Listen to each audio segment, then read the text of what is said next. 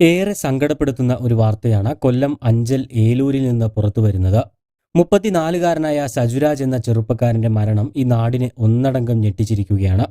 നാട്ടുകാർക്ക് ഏറെ പ്രിയപ്പെട്ടവനായിരുന്നു സജുരാജ്. അതുകൊണ്ട് തന്നെ സജുരാജ് ജീവിതത്തിലേക്ക് തിരിച്ചു വരാൻ വേണ്ടി എല്ലാവരും പ്രാർത്ഥനയിലായിരുന്നു.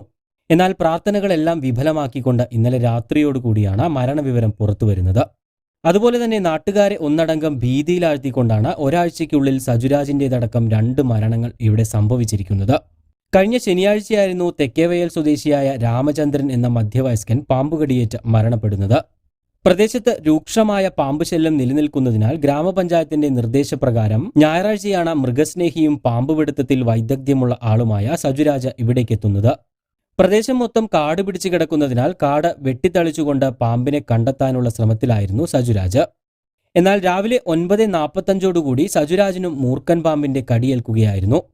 കടിയേറ്റെങ്കിലും പാമ്പിനെ ചാക്കിലാക്കിയ ശേഷമാണ് സജുരാജ് അവിടെ നിന്നും മടങ്ങിയത്.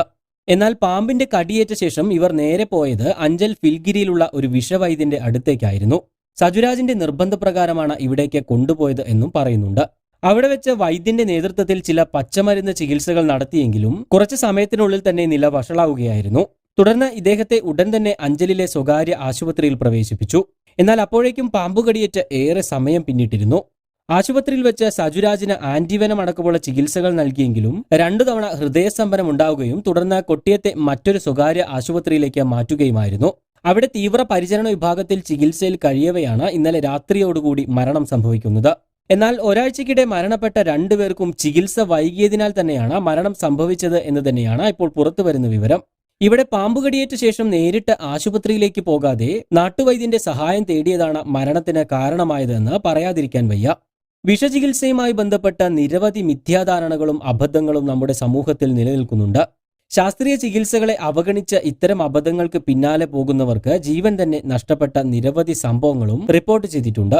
കൃത്യസമയത്ത് ശരിയായ ചികിത്സ ലഭ്യമാക്കാൻ കഴിഞ്ഞാൽ പാമ്പുകടിയേറ്റുള്ള ഇത്തരം മരണങ്ങൾ പരമാവധി കുറയ്ക്കാൻ കഴിയും. മൂർഖന്റെ കടിയേറ്റാൽ വിഷം നാഡീവ്യൂഹത്തെയാണ് ബാധിക്കുന്നത്.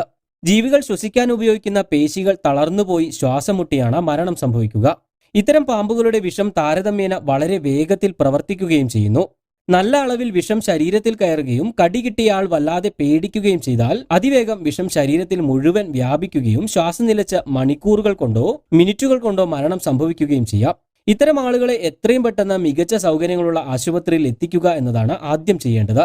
ചികിത്സാ സംവിധാനങ്ങൾ ഇത്ര കണ്ട് പുരോഗമിച്ച ഈ കാലത്തും പ്രബുദ്ധ മലയാളികൾ ഇത്തരത്തിലുള്ള പ്രാചീന ചികിത്സാ സംവിധാനങ്ങൾക്ക് പുറകെ പോകുന്നു എന്നത് വളരെ ആശങ്കയുളവാക്കുന്ന ഒന്നു തന്നെയാണ്. കൂടുതൽ വാർത്തകൾക്കും വിശേഷങ്ങൾക്കും ചാനൽ സബ്സ്ക്രൈബ് ചെയ്യാൻ മറക്കരുത്.